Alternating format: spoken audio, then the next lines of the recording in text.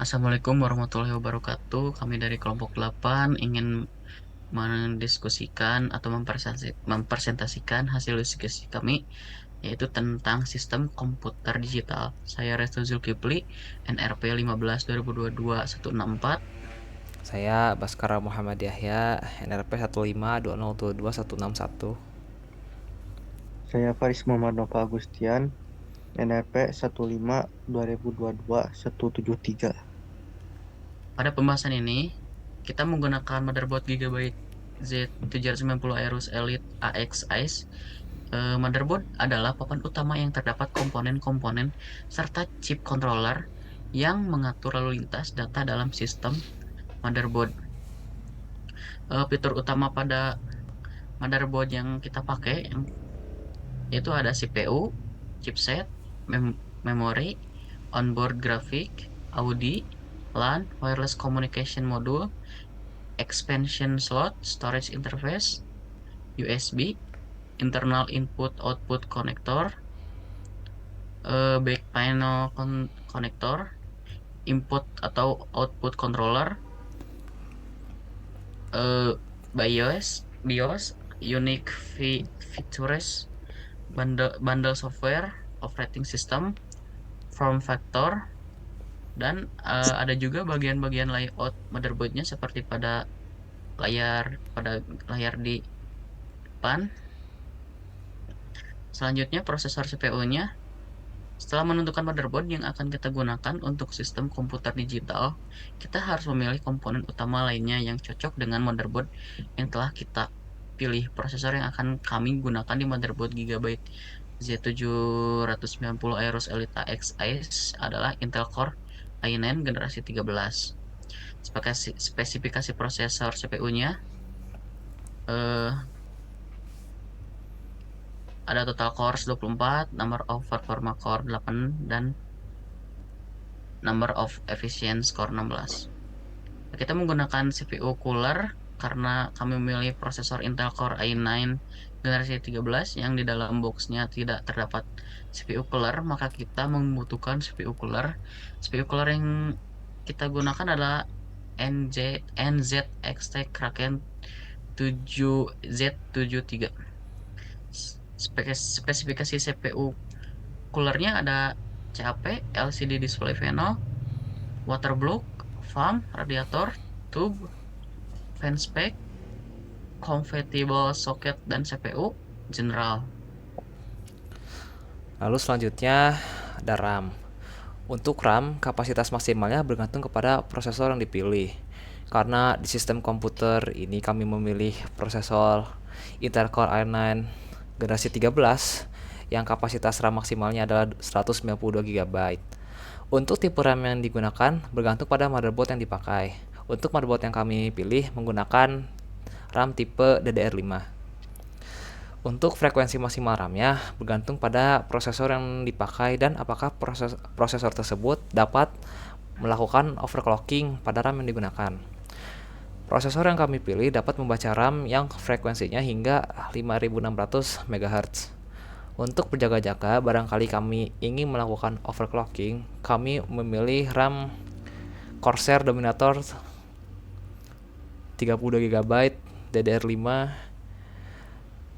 sebanyak 4 keping. Jadi jumlah RAM yang kami pakai adalah 128 GB. Spesifikasinya ukurannya 32 GB, tipenya DDR5, kecepatan frekuensinya 7200 MHz. Lalu ada sistem penyimpanannya, kita bisa menggunakan hard drive atau SSD. Di sini kami menggunakan sistem penyimpanan SSD M2 NVMe. Kami akan menggunakan Corsair MP600 2 TB. Spesifikasinya kapasitasnya 2 TB, form factornya M2 2280 dan memori tipenya PCIe Gen 4. Untuk kartu grafisnya, sebenarnya kartu grafis ini tidak diwajibkan untuk prosesor yang sudah memiliki integrated graphics atau kartu grafis yang terdapat di dalam prosesornya. Prosesor Intel Core i9 yang generasi 13 sudah memiliki kartu grafis di dalamnya. Namun kami memilih untuk menambahkan kartu grafis tambahan berupa kartu grafis dari Gigabyte, yaitu Aorus GeForce RTX 4090 4090 Extreme 24 GB.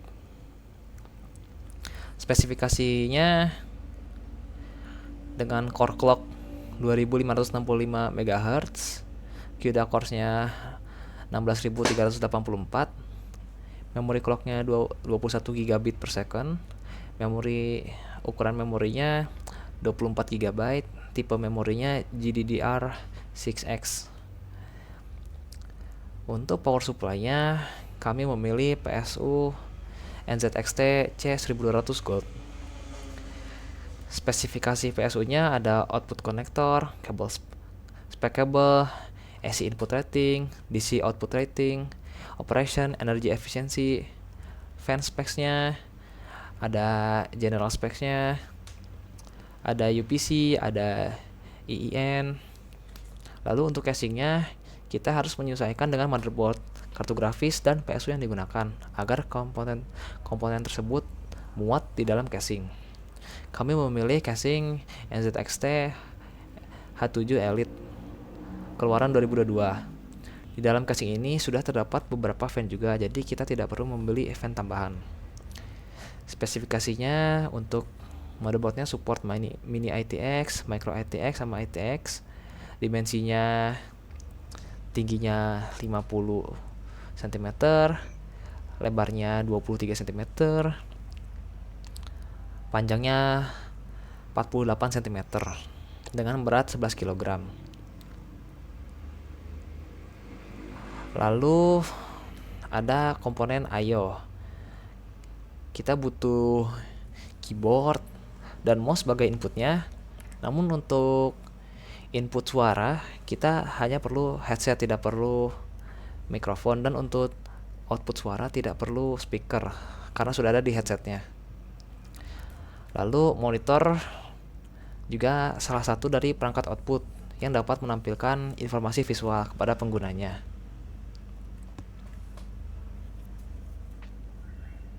Blok diagram sistem komputer digital. Supaya komputer dapat digunakan untuk mengolah data, maka harus berbentuk sesuatu sistem yang disebut dengan sistem komputer. Secara umum, sistem terdiri dari elemen-elemen yang saling berhubungan membentuk satu kesatuan untuk menyelenggarakan suatu tujuan pokok dari sistem tersebut. Tujuan pokok dari sistem komputer adalah mengolah data untuk menghasilkan informasi, sehingga perlu didukung oleh elemen-elemen yang terdiri dari perangkat keras, hardware, perangkat lunak, software, dan brainware. Perangkat keras adalah peralatan komputer itu sendiri. Perangkat lunak yaitu program yang berisi perintah-perintah untuk melakukan proses tertentu, dan brainware adalah manusia yang terlibat dalam pengoperasian serta mengatur sistem komputer. Ketiga elemen sistem komputer tersebut harus sering berhubungan dan membentuk satu kesatuan. Perangkat keras tanpa perangkat lunak tidak akan berarti apa-apa, hanya berupa benda mati. Kuda perangkat keras dan lunak juga tidak dapat berfungsi jika tidak ada manusia yang mengoperasikannya. Input device, perangkat masukan, adalah perangkat keras komputer yang berfungsi sebagai alat masukkan data perintah ke dalam komputer. Output device, alat keluaran, adalah perangkat keras komputer yang berfungsi untuk menampilkan keluaran sebagai pengolahan data keluaran berupa hard copy ke kertas, soft copy ke monitor, ataupun berupa suara. I/O port, bagian ini digunakan untuk menerima ataupun mengirim data keluar sistem. Peralatan input dan output di atas terhubung melalui port ini. CPU, Central Processing Unit, merupakan otak sistem komputer dan memiliki dua bagian fungsi operasional, yaitu lalu disingkat Arithmetical Logical Unit sebagai pusat pengolahan data, dan CPU Control Unit sebagai pengontrol kerja komputer. Memori terbagi dari dua bagian, yaitu internal dan memori eksternal. Memori internal berupa RAM, Random Access Memory, yang berfungsi untuk menyimpan program yang kita olah untuk sementara waktu, dan ROM, Read Only Memory, yaitu memori yang hanya bisa dibaca berguna sebagai penyedia informasi pada saat komputer pertama kali dinyalakan. Databus adalah jalur pindahan data antar modul dalam sistem komputer. Karena pada suatu saat tertentu, masing-masing saluran hanya dapat membawa satu bit data ke jam saat, maka jumlah saluran menentukan jumlah bit yang dapat ditransfer pada suatu saat. Lebar data bus ini menentukan kinerja sistem secara keseluruhan. Sifatnya bidirectional, artinya CPU dapat membaca dan menerima data bus melalui data bus ini. Data bus biasanya terdiri atas 8, 16, 32 atau 464 jalur paralel. Dashbus digunakan untuk menandakan lokasi sumber ataupun tujuan pada proses transfer data. Pada jauh ini, CPU akan mengirimkan alat memori yang akan ditulis atau dibaca. Address bus biasanya terdiri dari 16, 20, 24, atau 32 jalur paralel.